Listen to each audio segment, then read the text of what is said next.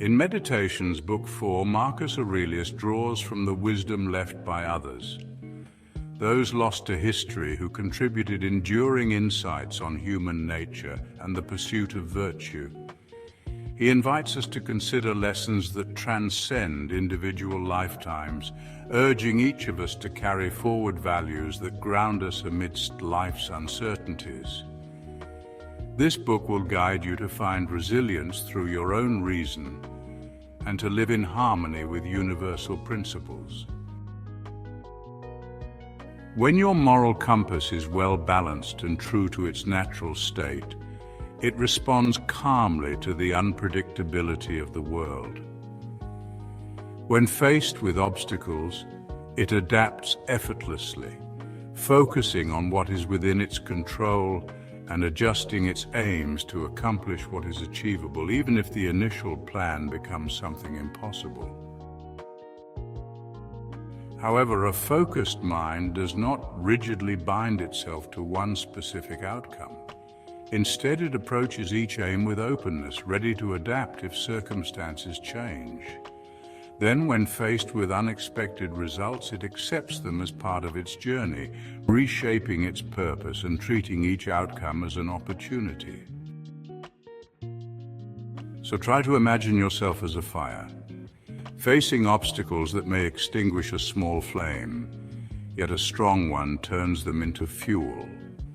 Learn to let each obstacle feed your inner strength, transforming adversity into growth, becoming ever more powerful.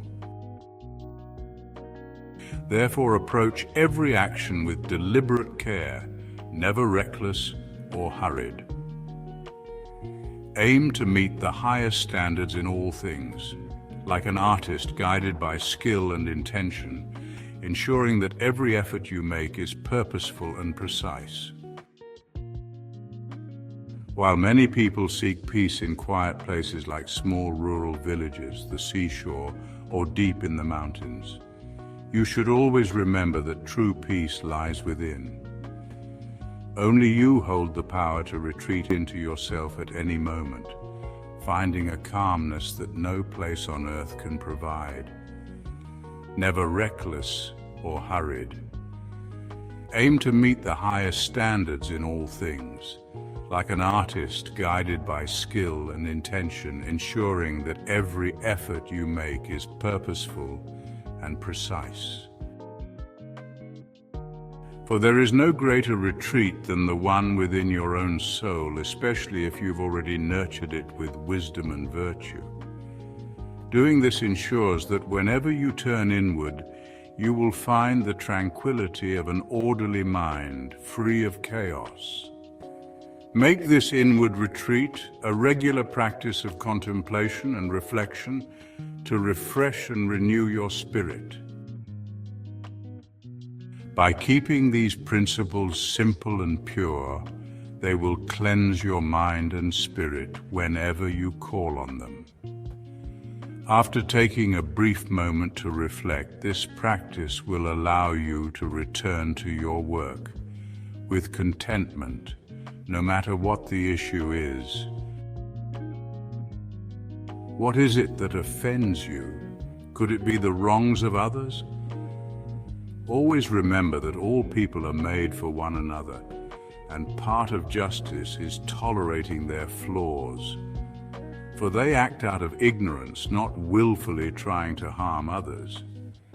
Consider how many people that once fought, hated, and resented each other are now long gone, reduced to nothing but dust and a memory.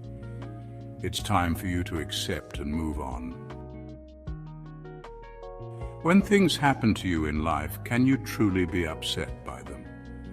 Think of these two possibilities whenever you are unsure. Either everything is guided by divine providence, or it's just the random collisions of atoms. In either case, everything is part of a much larger, interconnected world, like one big city. Your role is to find your rightful place within it.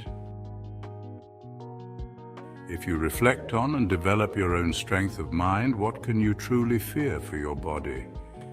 The mind, once it knows its true power, remains indifferent to the body's experiences, whether calm or harsh. Pain and pleasure, no matter what you've been told about them, do not disturb the true essence of your being. Why let concern for your reputation distract you? When you reflect on how quickly everything fades into forgetfulness, the vast eternity before and after, the emptiness of praise, the inconsistency of people's opinions, and the tiny space your reputation occupies, how can you still be disturbed by it? It is but a fleeting opinion. The whole earth is just a small dot in the vastness of the universe, and the inhabited part is only a tiny piece of that. Of those who live here, how many and what kind of people will truly praise you? Therefore, practice often retreating into yourself, focusing on your inner nature, and avoid distractions. Don't become fixated on any one thing. Instead, consider all things with clarity as someone whose true aim is virtue, whose nature is kindness and sociability, who understands their role as a citizen and a mortal being. Among the many things to consider when withdrawing into yourself, remember these 2 points. First, that external objects don't affect the soul directly. They remain still and quiet outside, while all the disturbance and trouble come from your internal opinions. Second, remember that everything you see will soon change and disappear.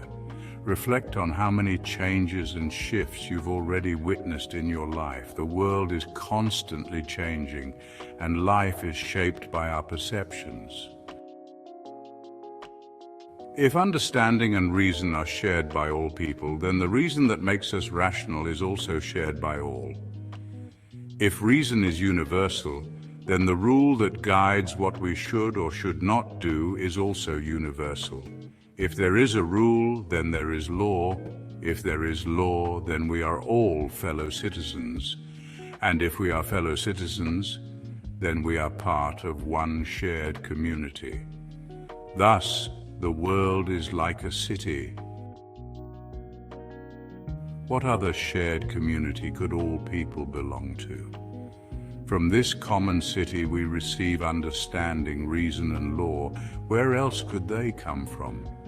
Just as the earthly aspects of me come from the common earth, and the moist parts from other elements, my breath and life have their own source, as does the dry and fiery part of me. For nothing comes from nothing, and everything has a cause. So too there must be a common origin from which my understanding comes.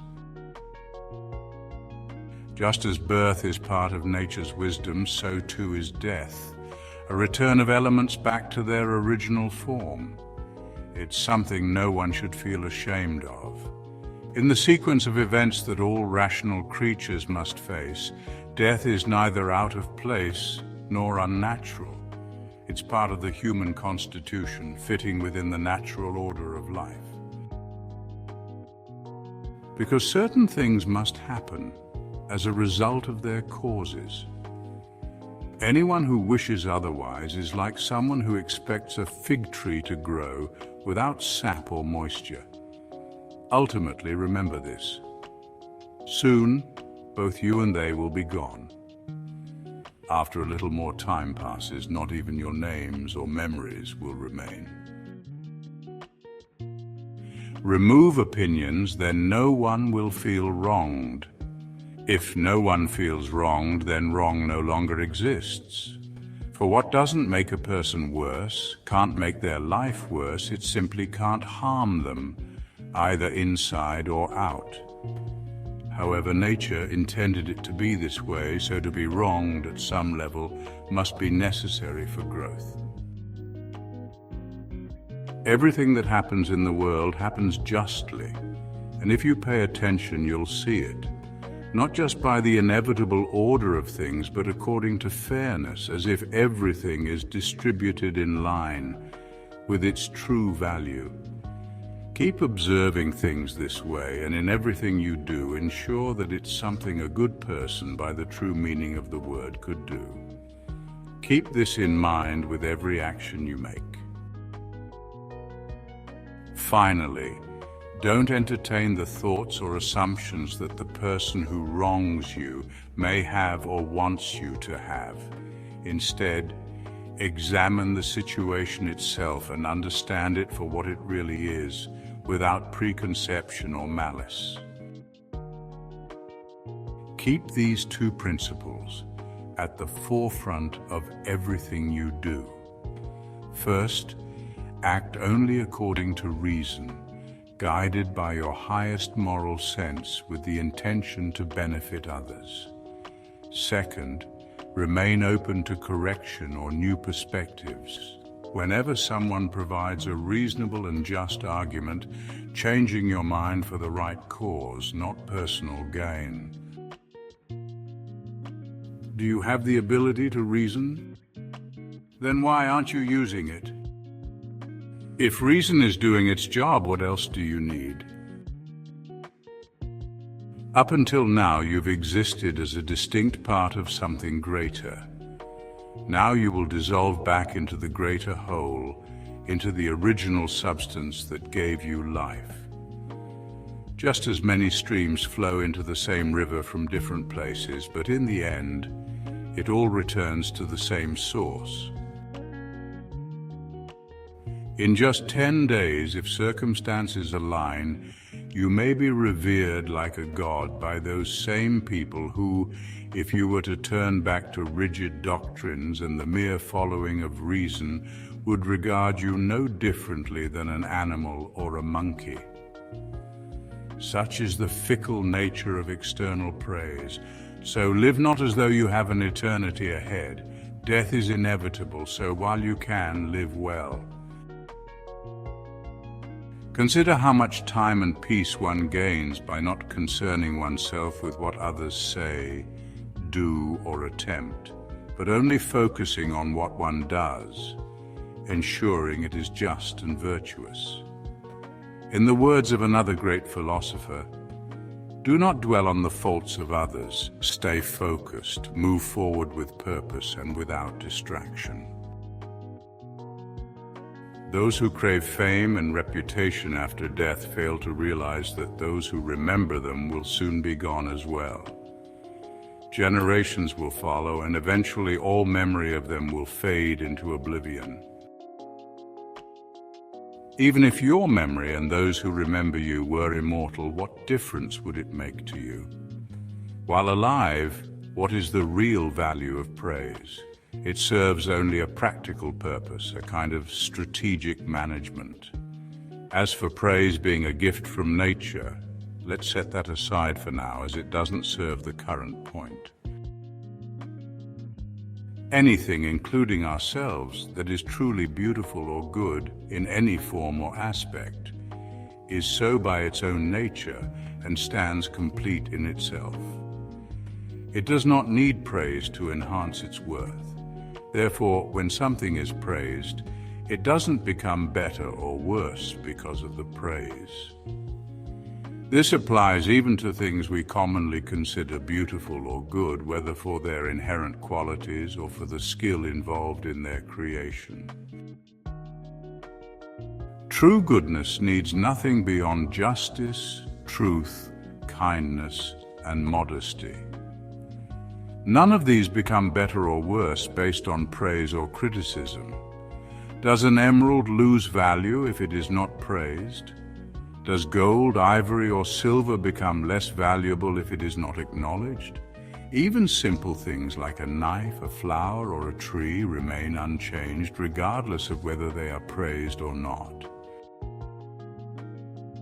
If souls do remain after death, as some may argue, how can the air have the capacity to contain them forever? And how is the earth able to hold the bodies of those who are buried? Just as dead bodies change and break down into a new form, making space for new bodies, the souls, once they leave their physical form, are transferred into the air. There they exist for a while, and eventually they return to the original rational substance from which all things come. In doing so, they make way for new souls, which now, having separated from the body, begin their existence on their own. Assuming souls persist for a time after death, we can compare this to the consumption of animals by humans and other creatures. Despite the large number of animals consumed daily, the earth and the body can still hold them as they are transformed into blood, air, and fire. The deeper truth here is to divide things into two categories: the passive, material aspects and the active, formal forces that drive change. Stay focused on the path of virtue by responding to each impulse with fairness and justice. Work to see each thought or impression clearly, understanding it for what it truly is. Whatever the universe chooses is fitting for me as well, for nothing can be untimely if it is in harmony with nature's flow. I will embrace everything that life's seasons bring as nourishment. Nature is the source, the sustainer, and the destination of all things. If one can admire a city, shouldn't I revere the world as the city of the divine? They say to keep things simple if you want to live happily. Indeed, the best approach is to focus only on the actions that truly matter, those things that reason and your role in society require. By limiting your efforts to what's essential, you'll find joy in doing good and in the peace that comes from simplicity. Most of what we say and do isn't truly essential. By letting go of these things, we gain more time and free ourselves from needless burdens. With each action, ask yourself, is this necessary? And extend this habit to your thoughts and daydreams too. By trimming down the unnecessary, you prevent wasteful actions before they arise and create space for what really matters. Reflect on the life of someone who finds peace in whatever life brings and who acts justly in the present, with a mindset geared toward future goodness. Consider if the approach of blending acceptance, fairness, and trust into one's good intentions might harmonize with your own way of living. You've tried other ways of living, now try this one. Let go of unnecessary worries and aim for simplicity. If someone does wrong, remember, they harm themselves more than you. Whatever happens, embrace it, because it was meant to be part of your path from the beginning. In short, life is brief, so make the most of each moment with wise judgment and fairness. Enjoy leisure, but keep it balanced. Think of the world as either a harmonious cosmos, perfectly ordered, or as a blend of elements that, even though they might seem chaotic, hold a unique beauty. Could there truly be beauty within you if the greater world were just disorder? Notice how everything has its own distinct qualities, yet each part connects, creating a natural harmony that binds the whole. People may have dark or corrupt natures, some cruel and unyielding, some cowardly, immature, deceitful, or tyrannical. But why should any of this surprise us? If someone is out of place for not understanding the world, how is it different to be a stranger by marveling at what's already known about it? To turn away from reason is to cut yourself off from the shared spirit of humanity. True blindness is ignoring the wisdom within, and real poverty is relying on others for what you should cultivate in yourself. Resentment against life's events only alienates you from the rational order that also gave you life, and anyone led by irrational impulses disconnects their spirit from the shared life force that connects all thinking beings. There are people who practice philosophy without even a coat on their back or a book in their hands. Some say, "I may be half naked and have nothing to eat, yet I stay true to reason." In the same spirit, I may lack formal teachings and guidance, but I remain dedicated to the path of reason. Whatever profession or craft you have chosen, put your heart into it and take satisfaction in it.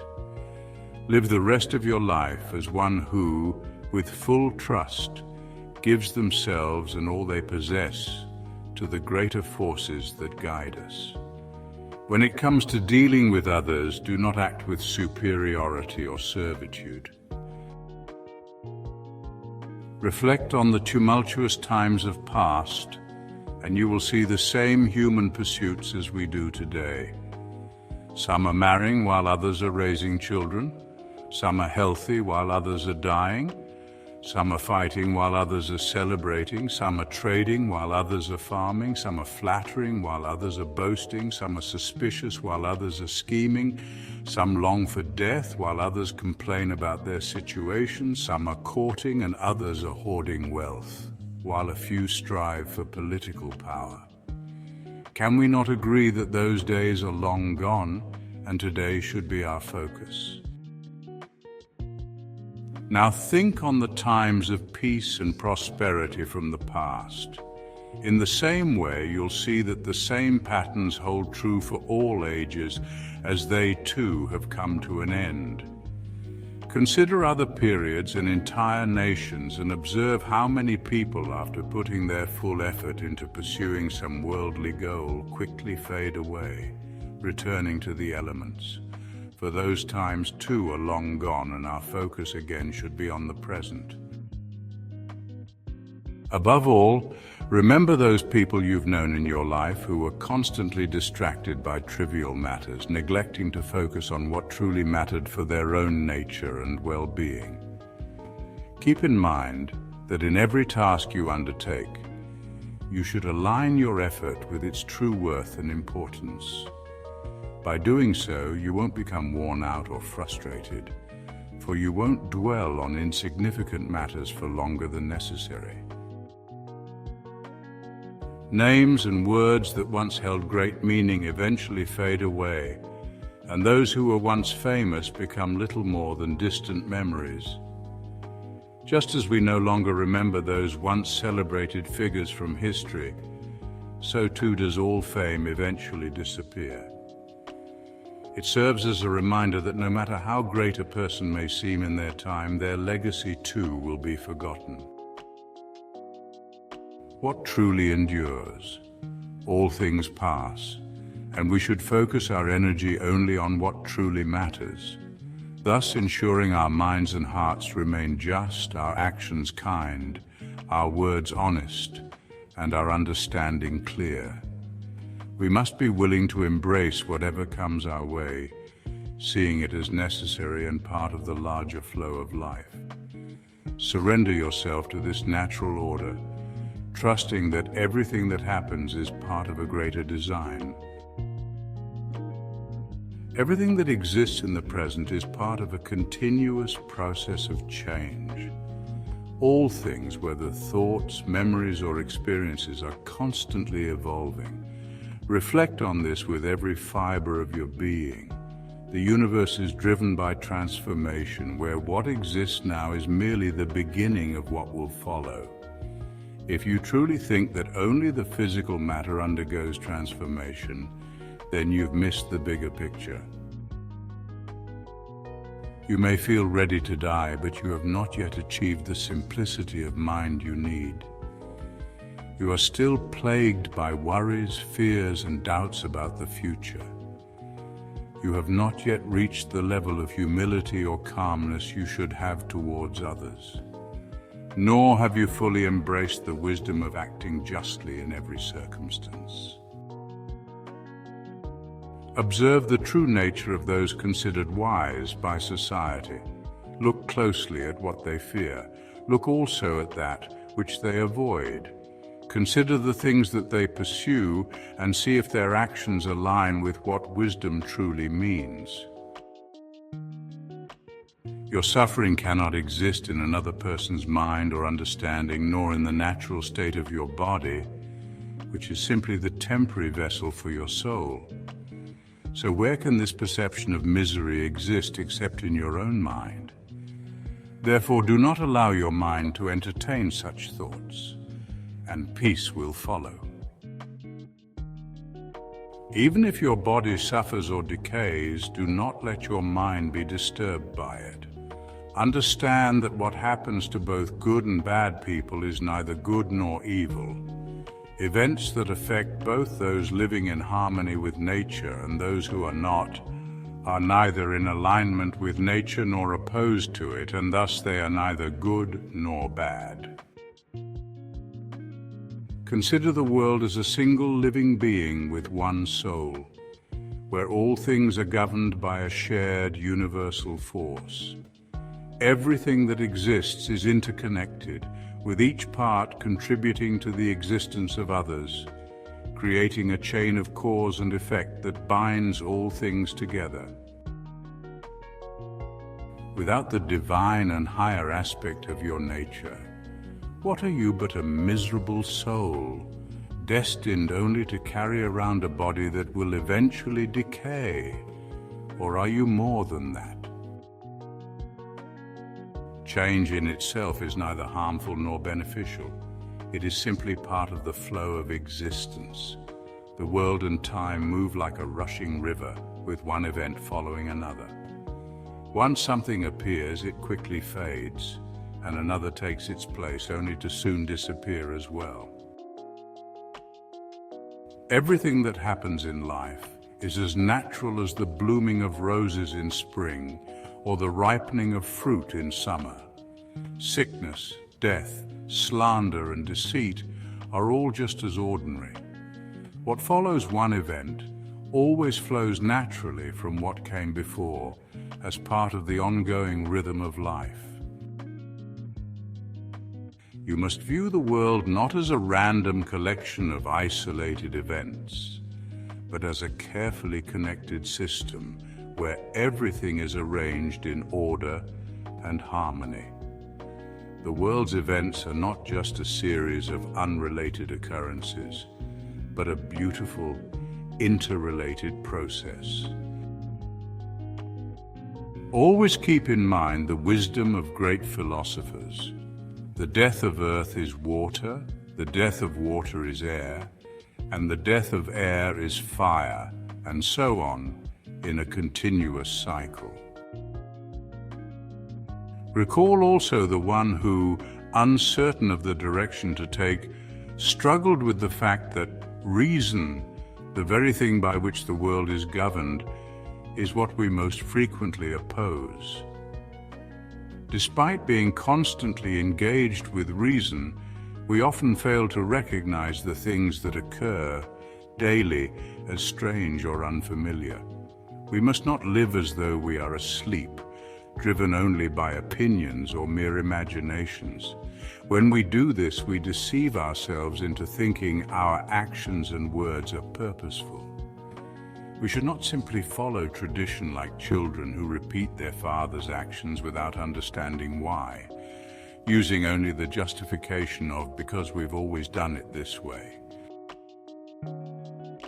Imagine if a god told you that you would die tomorrow or the next day. It would not be of great concern to you unless you were cowardly and weak, because what difference does it make whether it's tomorrow or the day after? Similarly, don't think it matters much if your death comes many years from now or the very next day. Consider constantly how many people who once held power, like doctors who scowled at their patients, astrologers who predicted others' deaths, philosophers who wrote extensively on mortality, brave generals who led many to battle, or kings and tyrants who ruled harshly as though immortal, are now dead themselves. Whole cities like Pompeii have vanished as well. time has claimed them all. Think also about those you've known in your life who have passed away. One person took care of another's burial, only to be buried themselves soon after. One by one, they all disappeared, and in no time at all, it was all over. All things in life are temporary, fading quickly with little lasting worth. Take humanity, for example. It begins as a weak, unformed being and soon decays into either an embalmed body or dust. Reflect on the fleeting nature of life and approach it with calm acceptance. Like a ripe olive falling from the tree, be content and thankful for the life you've had. Be like a peninsula by the sea. Though the waves crash against it relentlessly, it remains firm and the waves eventually calm around it. At first, it may seem like a misfortune has struck me, but I am fortunate, for despite this, I can remain untroubled, unaffected by the present or the future. Though such things can happen to anyone, few can face them without sorrow. Why consider one thing misfortune and the other happiness? Can something truly be a misfortune if it doesn't oppose the nature of humanity? If it doesn't contradict what we are naturally meant for, how can it be misfortune? What then do you understand the will of human nature to be? Does what has happened to you prevent you from being just, wise, courageous, or free? Does it stop you from embracing any of the virtues that fulfill human nature? Remember this in moments of sorrow. What has happened is not truly a misfortune, and the greatest happiness comes from how you respond bravely and generously. Though it may seem simple, one effective way to ease the fear of death is to think of those who lived long lives, greedily chasing more time. What did they gain that those who died earlier did not? In the end, death claimed them all, just as it will claim us all. Consider the lives of the most powerful or intelligent figures of the past. They too were buried in the end.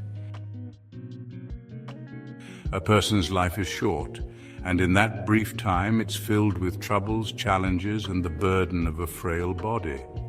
So treat it with indifference. When you look back, an endless span of time stretches before you. The same infinite chaos is ahead of you. Given this vastness, what difference is there between living just 3 days or 3 centuries? Always take the simplest path, the one that follows nature. In both your words and actions, strive for truth and integrity. This will free you from unnecessary conflicts, pretensions, and the need to put on a false front.